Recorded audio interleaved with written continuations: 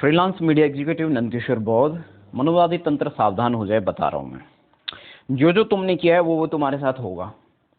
मैं वो नहीं हूं जो पीछे हट जाऊं या रुक जाऊं या डर जाऊं या भयभीत हो जाऊं। रैपिडो की बाइक चला रहा था मैं 2020 में। मनोवादी तंत्र ने मुझे नोटिस किया, घबराया, उसमें दहशत गर्दी छा गई, वो परेशान हो गया।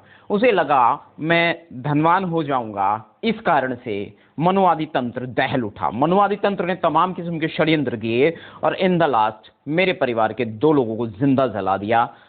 और इसका पूरा प्रोसीजर है, दोनों ने सफदरजंग हॉस्पिटल में दम तोड़ा और जातिवाद उन पर दोनों पर बहुत ज्यादा चल रहा था। बहुत पहले से मेरे सगे थे, मेरे अपने थे। मैं मनोवादी तंत्र को यह लग रहा होगा, उस वक्त हॉस्पिटल में बहुत मजाक उड़ाया गया, बहुत बेइज्जती की तमाम किस्म की, लेकिन उस वक्त मेरे 2 लोग मौत से जूझ रहे थे और मैं हॉस्पिटल में था, उन लोगों के साथ था। टकला लुक में मैं 2018 से रहने लगा, क्योंकि बालों को, दाढ़ी को, ये सब चीज़ों को टाइम देना पड़ता है। और अभी मुझे बहुत खीज उठती है जब मुझे दाढ़ी और बालों को टाइम देना पड़ता है, लेकिन ये मेरे प्रोफेशन से रिलेटेड है। यानी मैं बाबा साहेब जी के बहुजन मूवमेंट्स में संतों पर, ये देखिए सबकी अपनी अपनी निजी विचारधारा है। संत रविदास जी ने अपने समय में पाखंड का महाविनाश किया था, मैं स्पष्ट कर दूं। और मनुवाद उस समय चरम पर था भारत में, और ब्राह्मणों ने संत रविदास जी की हत्या कर दी थी। ब्राह्मणीकरण किया संत रविदास जी का, जैसे हरि नाम जोड़ दिया। जैसे ब्राह्मणों ने बाबा साहेब जी का भी ब्राह्मणीकरण करने की पूरी जोर कोशिश की, लेकिन वो कर ना पाए, क्योंकि ये तो पाखंड के महाविनाशक रहे। संत रविदास जी ने भी अपने समय में कहा था कि ऐसा चाहूं राज में जहां मिले सबन को अन्न, छोट बड़े सब सम बसें, रविदास रहे प्रसन्न। तो ज्यादा तो मैं नहीं जानता, बस इतना जानता हूं पाखंड का महाविनाश किया था। और जो दोहे उन्होंने अपने टाइम में प्रचलित करे थे, और कठौती में गंगा के नाम पे लूट लिया ब्राह्मणवाद ने। उन्होंने तो उदाहरण देकर कुछ समझाना चाहा था। ज्ञानहीन लोगों को, दीनहीन को, बेबस समाज को, शोषित, पीड़ित, वंचित, तिरस्कृत समाज को सदियों से, उनके टाइम में भी जो है सदियां हो चुकी थी मूल निवासियों को, आर्यंस के जुल्म सहते सहते। बस ये है कि मूल निवासी शोषित, पीड़ित, वंचित, तिरस्कृत इसलिए हो गया, ये कर्मठ और भोला भाला था। लेकिन मैं बता दूं कि जब ये अपनी पे आ गया तो इसने भीमा कोरेगांव भी दिखाया है, और चमार रेजिमेंट ने भी अपना असर छोड़ा है। तो और आज के टाइम में भी देख रहे होंगे पूरे देश में डॉक्टर रेतु सिंह मनोवाद पे भारी पड़ रही है, मनोवाद के दांत खट्टे हो रहे हैं। एडवोकेट महमूद प्राचा साहब बड़ा संघर्ष कर रहे हैं हर समय।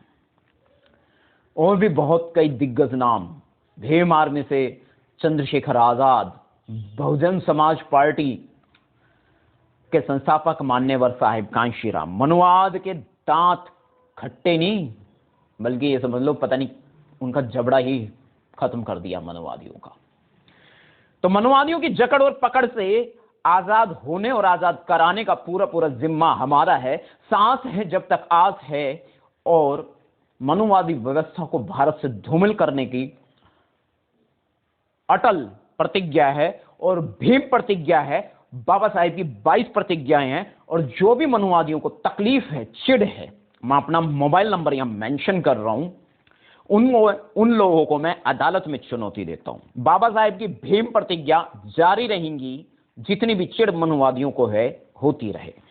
हमें तुमसे कोई मतलब नहीं है, लेकिन हम तुम्हारी कुकृतियों को नहीं मानेंगे।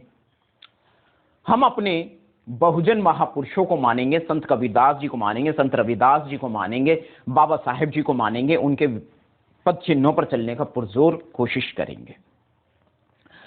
मैं भी एक समय इस ज्ञान से वंचित था, इस ज्ञान के अथाह भंडार से वंचित था। मैं तो पता नहीं कब से एक्टिव पड़ा हूं, लेकिन मुझे तो सही रास्ता ही नहीं पता था। तो बाबा साहेब के मिशन एंड मूवमेंट में आने के बाद पता चल रहा है। अभी कुछ दिन पहले ही मैंने, लगभग 1 महीने पहले ही समालखा, हरियाणा समालखा, तो वहाँ हमारा एक कार्यक्रम था। इसमें हमारे एक्स डीजीपी साहब मौजूद थे, और बहुत सारे लोग हमारे इस कार्यक्रम में मौजूद थे। और उसमें बड़ी बड़ी हस्तियों से, अपने समाज की हस्तियों से मुलाकात हुई। और संत रविदास जी का जो स्कूल है, उन्होंने सन 2002 में ही खोल दिया था, तो बहुत बड़ी बात है। वहाँ से लाइव मीडिया कवरेज की गई थी मेरे द्वारा, और भी काफ़ी मीडिया वहाँ पे आई थी जो हमारे एससी समाज के लोग थे। तो कहने का मतलब है कि कितने पहले से वो एक्टिव हैं। अगर मुझे पहले से पता चल जाता तो मैं पहले ही उस दिशा में चला जाता, तो आज तो मैंने भारत की तस्वीर ही बदल दी होती। तो मैं ये नहीं कह रहा मैं अकेला काफ़ी हूँ या मैं बहुत ज़्यादा हूँ, नहीं, मैं बहुत ज़्यादा शोषित, पीड़ित, वंचित, तिरस्कृत हूँ, और आज भी पीड़ित हूँ और आज भी तिरस्कृत हूँ। लेकिन मैं मीडिया में लगभग 30 साल से हूँ, इलेक्ट्रॉनिक मीडिया में। अरे बोलने में और लिखने में जबान लड़खड़ा सकती है, और कलम में शायद जो हम गूगल वॉइस टाइपिंग करती है, टच पैनल है तो दिक्कत हो सकती है। टच पैनल में सन 2003 से ऑपरेट कर रहा हूँ, एंड्रॉयड फोन तो बहुत बाद में आया है। दुकानदार और कैमरामैन और कैमरा की दुनिया में रिमोट सिस्टम से कैमरा चलता था, उसी की फोटोग्राफ मैंने अभी, मेरे फैमिली फोटोग्राफ्स अभी अपने लोगों को शेयर करें, और अभी मैं सोशल मीडिया पे भी डाल रहा हूँ, जिस मामले में मेट्रो सिटी फेस कर रहा हूँ। नरेंद्र ठाकुर की पिटाई होगी, छिताई होगी, जेल जाएगा, कानून है, कानूनी प्रावधान है, संवैधानिक अधिकार है, किसी को मारने पीटने का नहीं। लेकिन इसने क्राइम बहुत जबरदस्त कर दिया। मनुवाद को सहेजने और मनुवाद को सुरक्षित करना अपराध है, और मनुस्मृति और मनुवाद है क्या? एससी एसटी के हक अधिकारों से उन्हें वंचित करना, उन्हें शोषित करना, उन्हें पीड़ित करना, उन्हें वंचित तिरस्कृत बनाए रखना, ये गैर कानूनी प्रावधान है। अपराध बहुत ज्यादा हैं मनुवादियों के, इसलिए मैं इस कदर बौखला कर या आक्रोश में बोल रहा हूं। बौखलाया तो नहीं हूं, आक्रोश में जरूर बोल रहा हूं। इस वक्त भी मैं बता दूं, कम से कम मुझे 40% शारीरिक पीड़ाएं हो रही हैं, तमाम किस्म की, आंखों से लेकर, गले से लेकर, नाक से, छाती में, फेफड़े में, हार्ट में, नाभि में, पेट पे, पेट के नीचे, पेट के ऊपर, पेट के अंदर, चारों तरफ केमिकल्स की वजह से, और सर के अंदर खास पेन हो रहा है विशेष प्रकार का, लगभग 40%। जब मैं इतनी पीड़ित हालात में इतना हूं, तो जब मैं स्वस्थ होऊंगा तो कितना होऊंगा? मनो दहलता है, इसी वजह से मुझे पॉइजनिंग दे दी जाती है। पीने का शुद्ध पानी मुझे नसीब नहीं होता। जी हाँ, घर में तो आरओ लगा हुआ है, लेकिन पीने का शुद्ध पानी मेरे को नसीब नहीं होता। तो तमाम तरीकों से मैं जाति व्यवस्था को भुगत रहा हूं, और इस जाति व्यवस्था से मैं खार खा चुका हूं। इस देश का प्रधानमंत्री, दिल्ली का सीएम, सब इस बात पर ध्यान दें। मैं तुम्हारा दुश्मन नहीं, लेकिन मैं तुम्हारा दोस्त भी नहीं, क्योंकि लोकतंत्र का भला करो, लोगों का कल्याण करो, लोक कल्याण करो।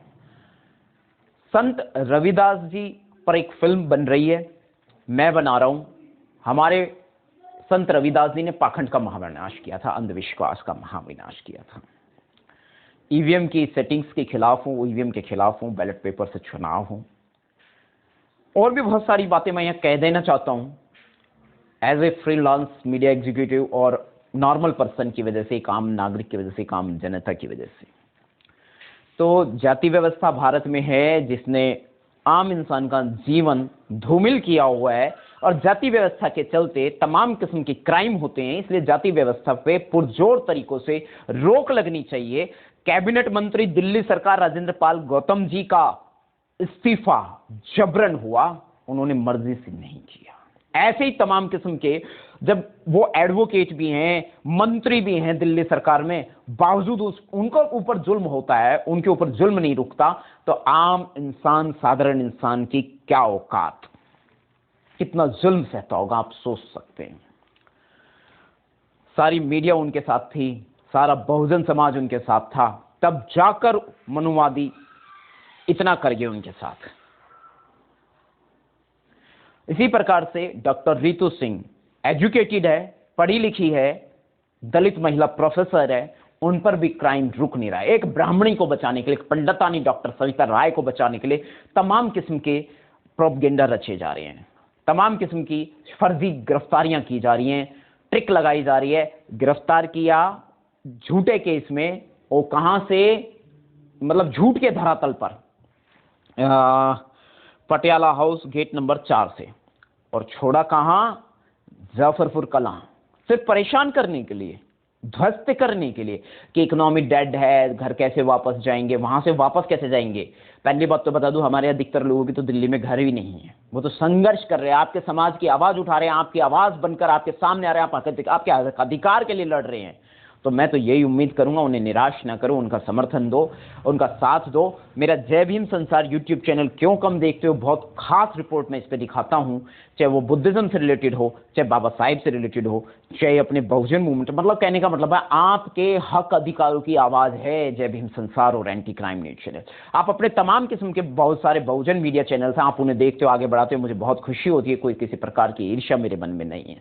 इसी प्रकार से मैं सभी मीडिया रिपोर्टर्स को पूर्णतः सपोर्ट करता हूं। सोशल मीडिया पे न सिर्फ अपने बहुजन वाले, जर्नल वाले भी, जो भी समाज के हक में काम कर रहे हैं, अच्छा काम कर रहे हैं, समाज के हित में काम कर रहे हैं, लोक हित में काम कर रहे हैं, लोकतंत्र का काम कर रहे हैं, उनके सबके लिए समर्थन में मैं हूं। मुझे कोई ऐतराज नहीं होता, बेशक वहां मेरे बारे में कुछ भी प्रावधान क्यों ना चल रहा हो, लेकिन मुझे दरकिनार किया जाता है, इससे बिल्कुल भी मुझे पीड़ा तो नहीं महसूस होती, लेकिन मैं रुकता भी नहीं, मैं अपना काम करता हूं, लेकिन इससे कहीं ना कहीं तो मैं हानि में हूं। तो प्लीज ध्यान दीजिएगा, जय भीम संसार अच्छा काम करता है। हम संसाधनहीन लोग हैं भाई, हमारे पास में लाइट्स नहीं है, अच्छे कैमरा नहीं है, अच्छे मोबाइल सेटअप्स नहीं है, अच्छा इंटरनेट नहीं है, बहुत सारी चीजें नहीं है। तो इस वजह से भैया ये हो जाता है, टीम नहीं है, जब अपना ही खर्चा पूरा नहीं होता तो टीम सहयोगी कहां से रख लूं। यदि 2-4 सहयोगी हो जाएं फील्ड में तो काम बढ़िया हो जाए, लेकिन अपना ही खर्चा नहीं निकल पाता आवागमन का, तो कैसे हो जाए। फिर भी समाज का बहुत सहयोग है। तो जय भीम संसार यूट्यूब चैनल से फ्रीलांस मीडिया एग्जीक्यूटिव और एंटी क्राइम न्यूज चैनल से नंदकिशोर बौद्ध आपसे ये गुजारिश करता है कि जय भीम संसार यूट्यूब चैनल को समर्थन दें। जानलेवा होता है, अभी मैंने अपने बाइक के हालात पिछले वीडियो में दिखाए। हालात मीन्स किस कदर मुझे जान से मारने की कोशिश की गई, लेकिन मैं बच गया, अपनी सूझबूझ, अपनी एक्सपीरियंस, अपनी गतिविधियां कंट्रोल में करते हुए बहुत बच गया, बाल बाल बच गया, कल फिर बच गया। तो ये मनुवाद है, षड्यंत्र खेलता है, आरएसएस जानलेवा हमले करवाता है। मेरे घर के 3 लोग मारे जा चुके हैं, एक सड़क हादसे में मारा चुका। मैं ना कहने का मतलब ये था, मैं शुरुआत करते हुए भूल गया कि मैं तो शराब नहीं पीता, उन पर तो तुमने शराब का बहाना लगा दिया, मुझ पर कौन सा लगाओगे। एमपी तक गया हूं इसी बाइक से, झांसी तक गया हूं, इधर चंडीगढ़ गया हूं, उधर भरतपुर गया हूं, और पूरा राजस्थान में कई एरिया में गया हूं, बांदीकुई गया हूं, बहुजन मीडिया से, ठीक है, अपने एंटी क्राइम न्यूज चैनल के माध्यम से वहां के हालात दिखाना, रिपोर्ट्स सोशल मीडिया पर पड़ी हुई हैं। और दलित मुस्लिम एकता मंच भी चलाया सन 2018 में, और भी बहुत कुछ किया है। तो मनु के बहकाए मत चलो, ना तो दलित समाज और ना मुस्लिम समाज, हम सब एक हैं, हम सब इंसान हैं, हम सब का जाति धर्म एक ही है, और वो है मानवता।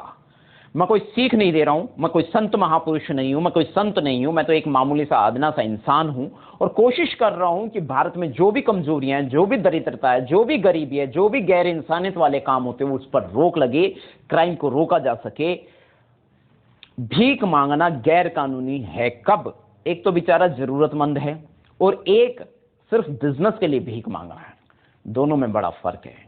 एक के पास रोटी भी नहीं है खाने के लिए, एक ने सोशल मीडिया पे आपने तमाम वीडियो देखे होंगे कि इस प्रकार से भिखारी ने करोड़ों रुपए कमाए। ये गलत है, ये गलत हो गया। ये उन जरूरतमंद लोगों के लिए दुश्मन बन जाते हैं जो बेचारे भूखे प्यासे बेघर हैं, जिनके पास कुछ भी नहीं है, जिनको कुछ भी नसीब नहीं होता, चाहे उनके जीवन में जो भी कहानी रही, उसको छोड़ो ना। जो बेबस है, जरूरतमंद है, उसकी मदद करो। तो मैं तो इतना ही कहूंगा। रही बात, मैं व्यापार प्रणाली से आगे बढ़ना चाहता था, और मेरा इतिहास गवाह है इस बात को लेकर के, और मनुवादी तंत्र तमाम किस्म की कहानियां मेरे बारे में बना रहे हैं। इन्होंने टारगेट मुझे इसीलिए किया था बहुत साल पहले, 20 साल पहले, और 18 साल लगभग मुकदमे को हो गए मेरे। तो फर्जी मुकदमा है, वो मैं जीत जाऊंगा। एविडेंस मनुवाद के खिलाफ है, मनुवादी षड्यंत्रों के खिलाफ है। मनुवादी ये सोच रहे हैं, कुछ हमले मेरे ऊपर मनुवादी तंत्र के इसलिए भी होते हैं कि उन्होंने मेरे को फर्जी केस में फंसाया था, और उस फर्जी केस में वो गलत साबित होते जा रहे हैं, और मैं सच्चा हूं, मैं बढ़िया हूं, मेरे हालात बेहतर हैं। हालात बेहतर मीन्स कि सच्चा, सच को कौन खत्म कर सकता है। कितनी तुम एविडेंस जुटा लो, कितने ही फर्जी ड्रामे कर लो, कितने फर्जी वीडियो रिकॉर्ड कर लो, कितना ही ट्रिकबाजी कर लो, कितने ही महामूर्खों धूर्तों द्वारा, षड्यंत्रों द्वारा तुम कुछ भी कर लो, कोई फर्क नहीं पड़ता। सच नहीं खत्म होता सच नहीं खत्म होता। सर में पीड़ा है, इस वजह से हंस नहीं पाया। तो बहुत सारी बातें हैं, मेरा वॉइस लेवल भी खराब किया जाता है ताकि मैं गा कर पैसे ना कमा लूं। तो मैं ये बता दूं कि जो भी करेंगे मानवता का हक में करेंगे। हमारे सभी साथी अच्छा काम कर रहे हैं, मैं किसी के खिलाफ नहीं बोल रहा हूं।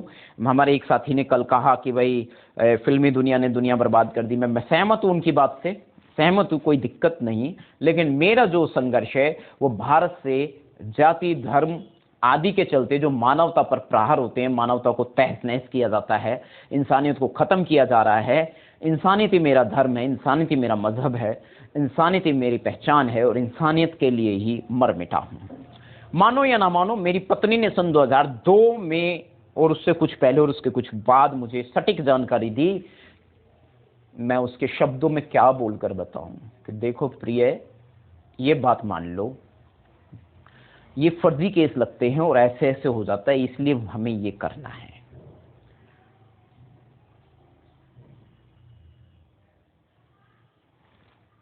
मैंने कहा अच्छा कि तुम मीडिया में हो और हमें ये काम करना है और घर बर्बाद होते हैं, लोग बहुत परेशान होते हैं और हमें ऐसे ऐसे करना है।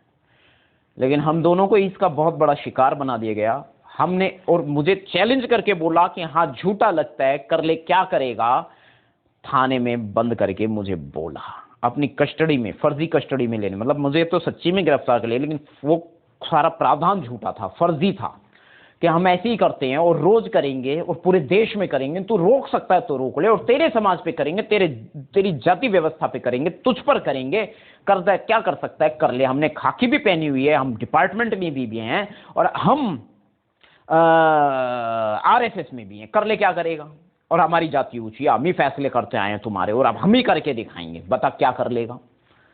मैं कौंध गया। ये बात 2002 से लेकर सन 2007 में, जी हाँ, जनवरी 2007 में और फरवरी 2007 में ये मुझे उन्होंने चुनौतियां दी। और अगले 1.5 साल 2 साल कोर्ट के अंदर हर जगह उन्होंने मैंने चुनौतियां दी। लेकिन मनवाद की पखियां उधेड़ने का काम मैंने किया सन 2014 से। सोशल मीडिया पर लिखता रहा। 2014 के बाद में 2016 अब मैं सोशल मीडिया पे आ चुका था। अभी तक मैं सोशल मीडिया से अनजान था, लेकिन उसके बाद मैं सोशल मीडिया पे आ गया। वरना तो मैं कभी फेसबुक से भी नफरत किया करता था,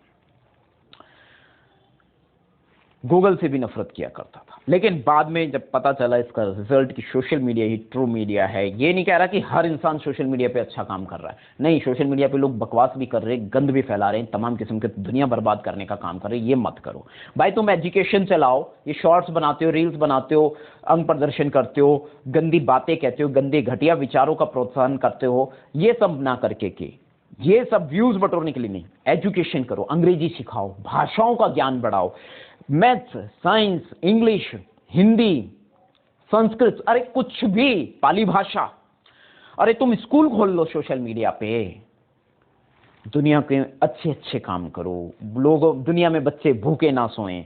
मैं तो अमीर घर से हूं, मैं बता दूं, मतलब ठीक ठाक घर से हूं कि जहां भुखमरी नहीं है। वो अलग बात है, मनुवादी तंत्र ने बहुत कुछ किया, भूखा मारने की बहुत कोशिश की, लेकिन मनुवादी तंत्र इस पे कामयाब न कभी हुआ न कभी हो पाएगा।